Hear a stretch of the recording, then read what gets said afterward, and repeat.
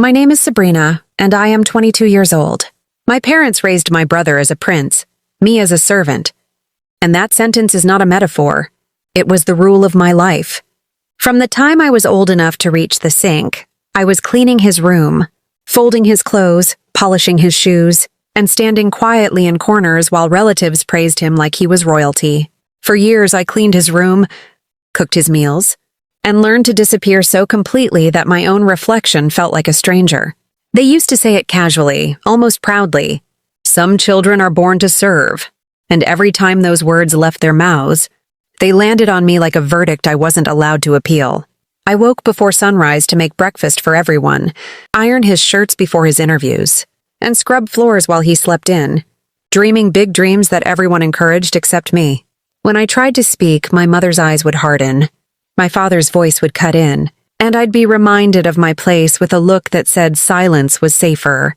I wasn't beaten, not in ways that left marks, but neglect can bruise deeper than fists, and favoritism can hollow a person out until they feel like furniture. Useful, unnoticed, easily replaced.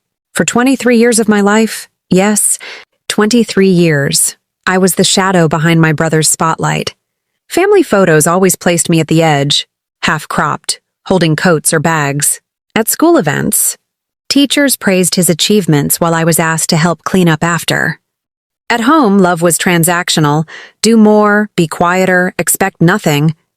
I learned to cook not because I loved it, but because hunger wasn't tolerated when you were supposed to serve. I learned to clean because mess was blamed on me whether I made it or not. And I learned to swallow tears because crying was seen as rebellion.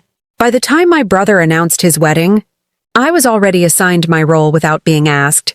No, not bridesmaid, not family, but help. I would manage guests, fix last-minute problems, and stay invisible just like always. The wedding day arrived wrapped in silk and gold, laughter echoing through a venue I didn't belong to. I wore a plain dress chosen for practicality, not beauty, and tied my hair back the way my mother liked, neat, unobtrusive, obedient. My brother stood tall in his suit, smiling like the world had always smiled at him, while my parents glowed with pride as if they had personally crafted his success. I moved between tables, refilling glasses, adjusting centerpieces, listening to guests compliment the family. No one asked my name. No one needed to. I was doing what I had always done, serving. Then came the moment that would crack the foundation of everything I thought I knew. The bride's father, a man with sharp eyes and a calm authority, gathered everyone for a family photo.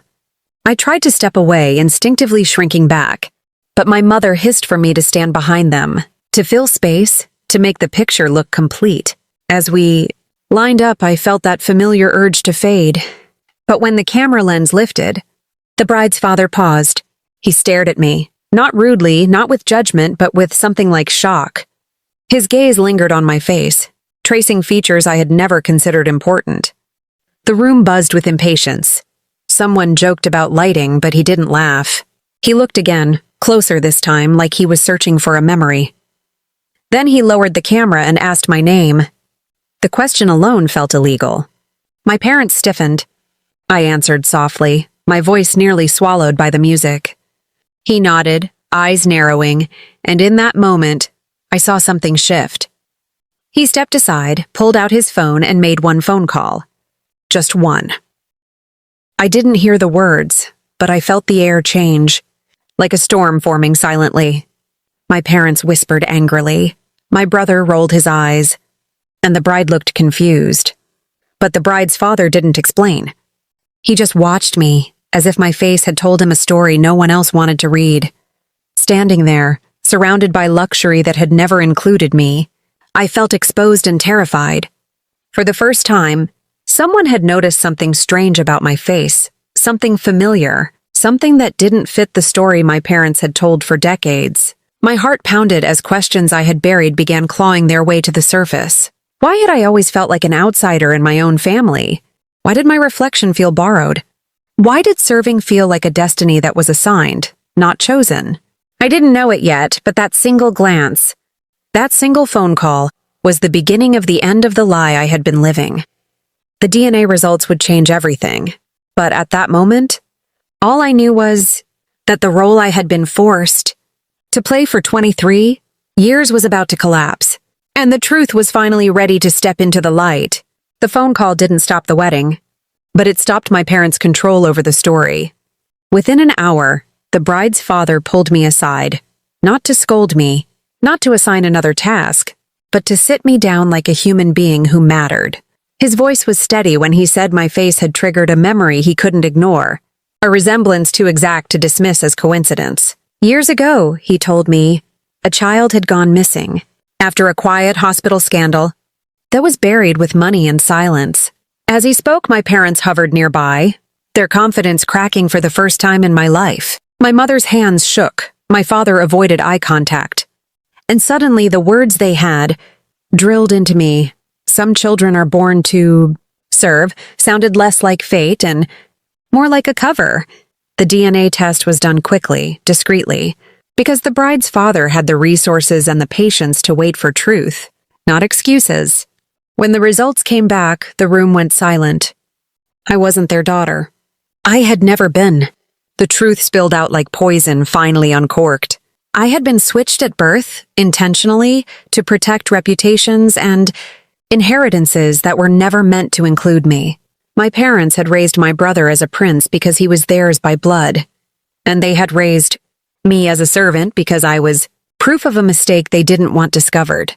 For 23 years, I cleaned his room, cooked his meals, and carried the weight of a lie that wasn't mine to hold. The DNA results changed everything, not just legally but emotionally. The bride's father, my real father, looked at me with a grief so raw it hurt to witness. He apologized for every year lost, every moment I had been invisible, and in that apology, I felt something unfamiliar bloom in my chest. Worth. My parents tried to argue, to minimize, to twist the narrative like they always had. But power had shifted. Their voices sounded small now.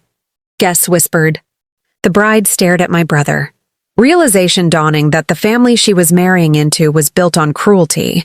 The wedding ended early, not with applause, but with truth. I walked out of that venue not carrying trays or fixing problems, but holding documents that proved my identity and a future that finally belonged to me. The man who had made one phone call stood beside me, not as a stranger, but as family. The weeks that followed were painful and healing all at once. There were legal battles, public embarrassment, and consequences my parents had never imagined facing. My brother stopped being a prince overnight when the illusion collapsed.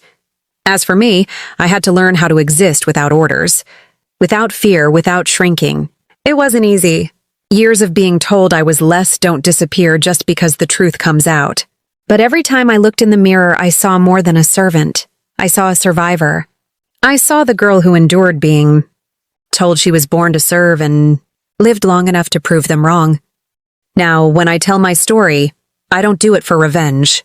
I do it because somewhere out there is someone cleaning rooms they don't own, carrying shame that isn't theirs, believing lies planted by people who benefit from their silence. If my story reminds you that truth has a way of finding daylight, even through a single glance, a single phone call, then it matters.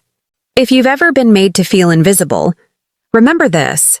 The DNA results changed everything for me, but courage can change everything for you too.